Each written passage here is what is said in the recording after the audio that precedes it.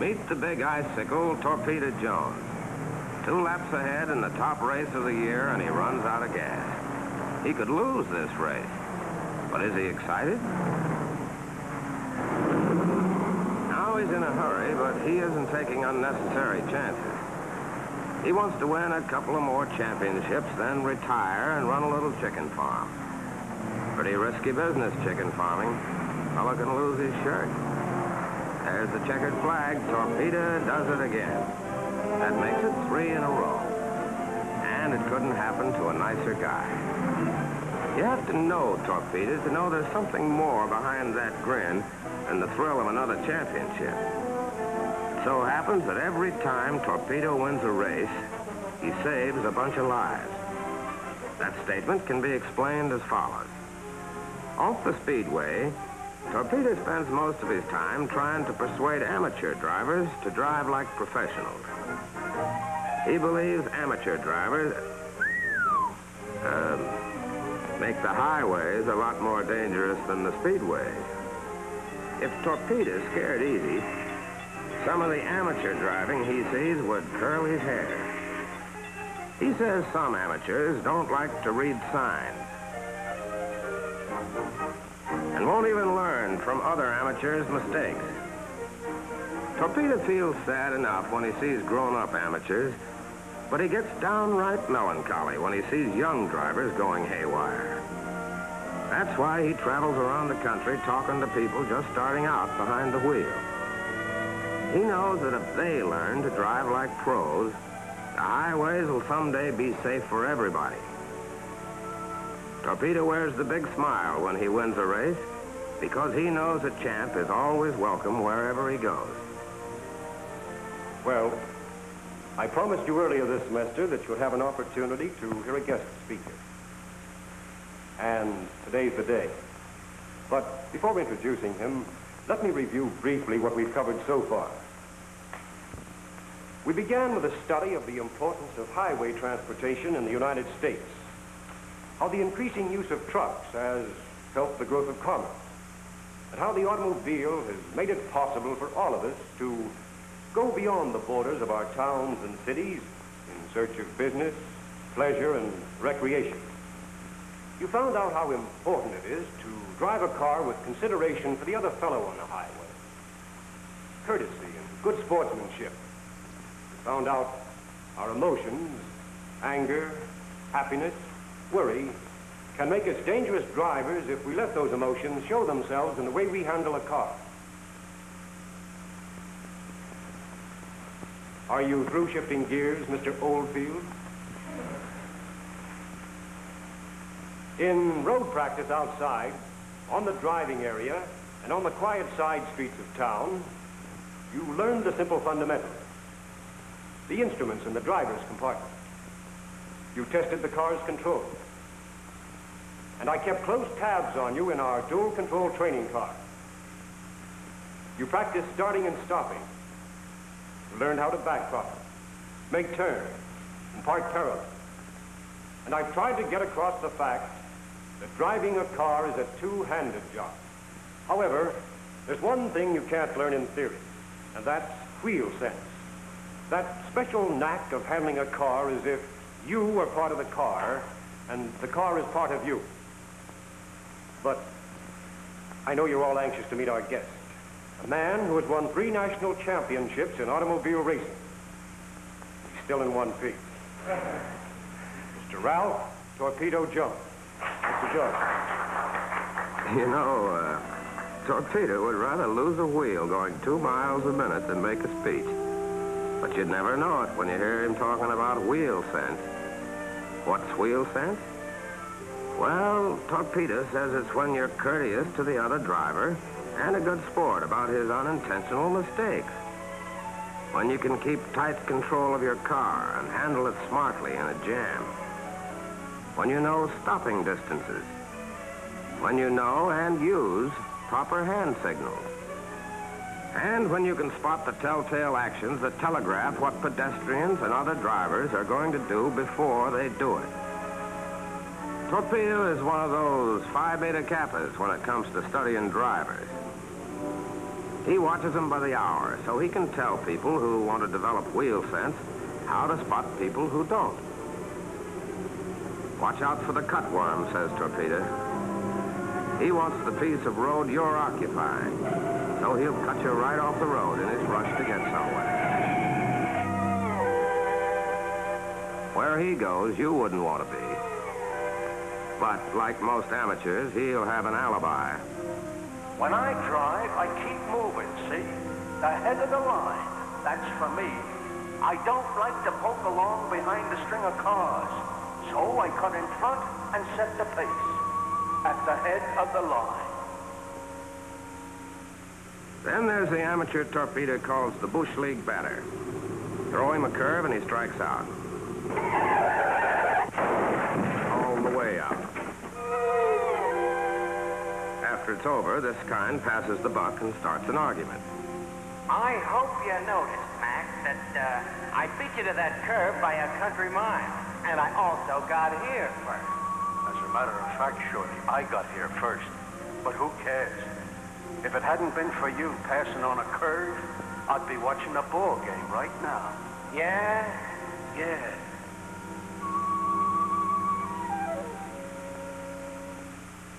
Torpedo often talks about drivers he calls part-time amateurs. They know how to drive like professionals, but they lose their wheel sense under pressure. Like people who get into their cars on the wrong side because they're in a big hurry.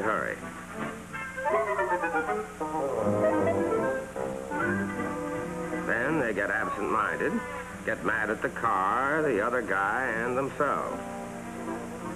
They get so deep in their own stew, they talk to themselves. And then they pass up required reading matter, such as stop signs. All of a sudden, one thing leads to another.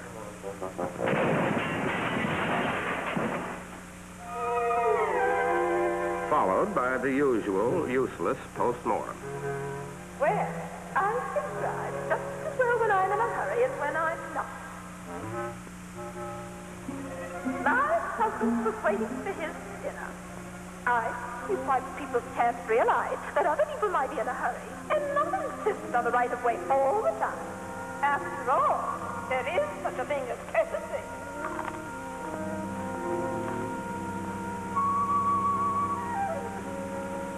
At this point, Torpedo switches the subject from amateurs who are out of this world to professionals who have to face it. Pros understand speed and control and know how to put them together. For example, here's something that could happen to any driver.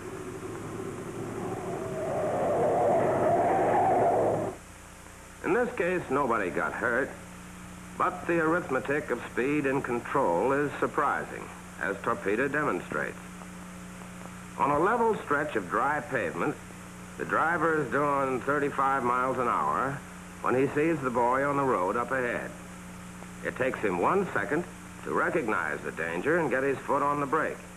With his four-wheel brakes in good condition, his car travels 67 feet before coming to a complete stop. Let's do a retake, says Torpedo.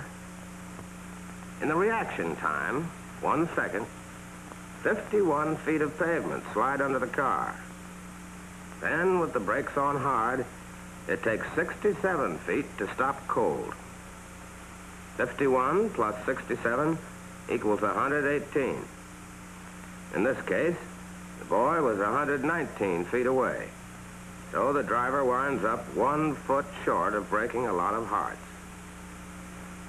It's a different story if the roads are wet or icy. On wet roads, the braking distance may be double or more. And on ice, up to 10 times the braking distance for dry pavements. As braking distances are multiplied, human lives are subtracted. When you're in doubt about road surface conditions, slow down and try the brakes. 50 miles an hour is another matter, says Torpedo, because the faster you travel, the faster things happen to you.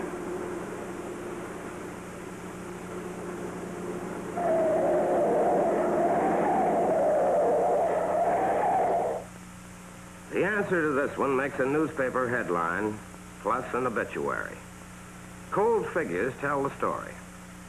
Although the speed is greater, the reaction time is the same, 1 second.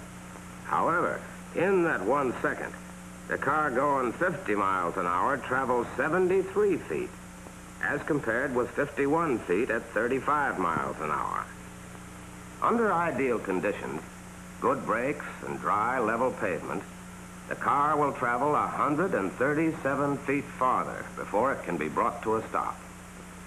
73 feet reaction distance plus 137 feet braking distance equals 210 feet. In this case, exactly 10 feet too many.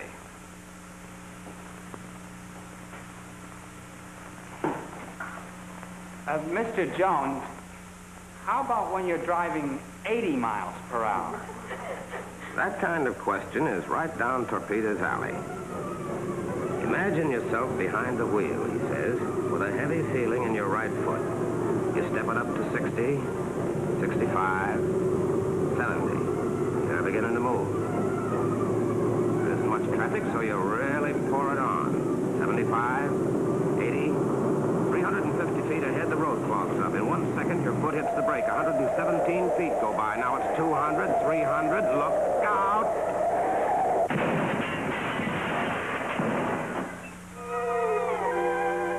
Torpedo says the most common answer to the 80-mile-an-hour question is a spray of daisies, the kind you push up.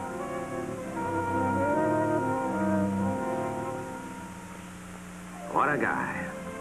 He can take the speed out of a speed boy and make him a friend in the bargain. You know, the sports writers say that Torpedo is very fussy about the racing car he drives. Sure, he built it himself. He's fussy about his family car, too. He didn't build it, but he knows exactly why it's a safe automobile. He says it's part of wheel sense to know how to take advantage of the safety that's engineered and built into today's automobile. Torpedo says the average person has his own mental picture of how a passenger car is put together. Kind of rough outline that calls for a chassis appearing from somewhere to meet a nice-looking 5-passenger coupe body that pops down from somewhere else.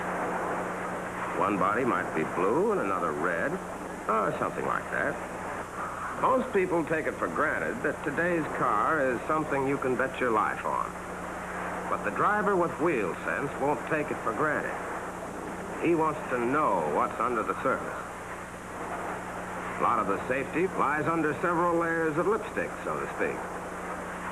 It's in the cold steel that's welded together into a reinforced one-piece body. A terrifically important safety feature in today's automobile. This kind of work, says Torpedo, is done by specialists. When these lads put a body together, brother, it stays together. A brand new car always reminds Torpedo of certain engineers he calls the Curiosity Boys. They're the fellows who didn't believe the expert who said, quote, "The 1912 models represent the farthest possible advance in automobile construction," unquote. As Torpedo says, if anybody has driven a 1912 model recently, he knows the Curiosity Boys have added several safety features since then. But these safety-minded Curiosity Boys are never satisfied. They raid the assembly line without warning and grab a pretty stock model to see what makes it tick and why it shouldn't tick better.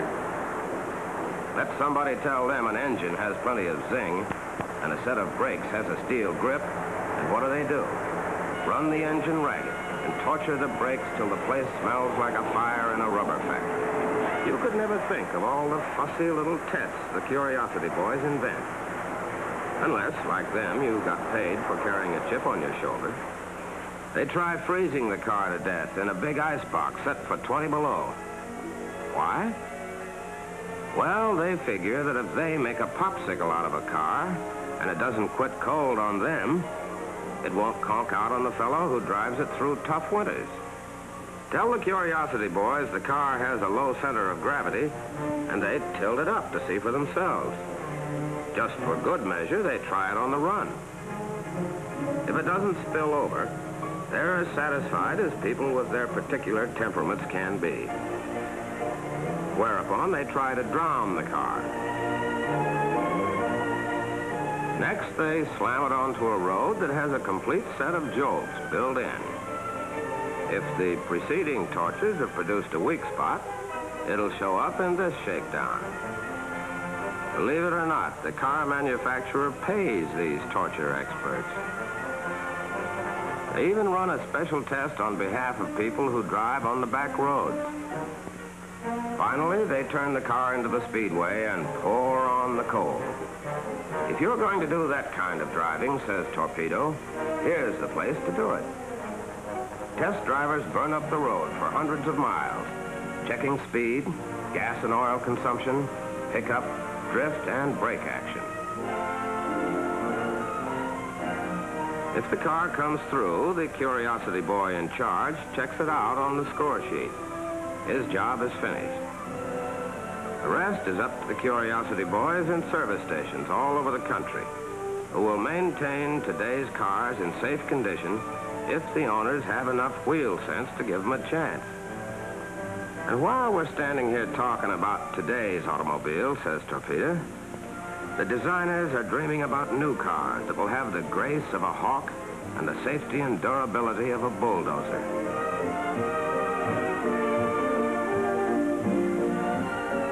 They're the Curiosity Boys who never look at the calendar because it's always next Tuesday for them. The next model is their challenge. And right behind them are the fact and figure boys, the engineers who change dreams into down-to-earth blueprints. And back of them are still more Curiosity Boys, forever testing mechanical improvements for tomorrow's automobile. You can look to them for newer and better standards of safety, because they won't be satisfied with today's best. No wonder Torpedo takes a shine to the Curiosity Boys. He knows they're in cahoots with him in the job Torpedo rates 15 laps ahead of anything else. The job of teaching wheel sense to the new generation of drivers. Well, maybe I shouldn't get personal, but it so happens that I'm Torpedo's mechanic, the guy who nurses his racing car. Naturally, I see the boss under all kinds of pressure. He's what I'd call a slow starter and a fast finisher, whether he's on the speedway or the speaker's platform. And when he's through, even a speed boy has a pretty good idea what wheel sense is all about.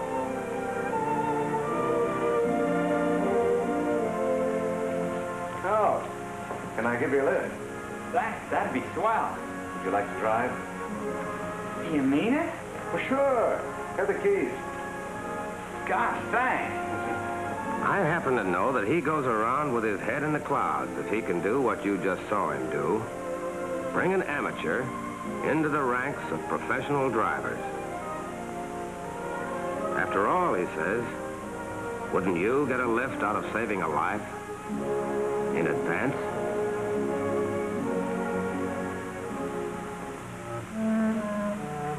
Hey, Mac. Uh-huh. How do you spell amateur? A-M-A-T. Oh, so you've been taking notes. It's about time. You're right, Mac.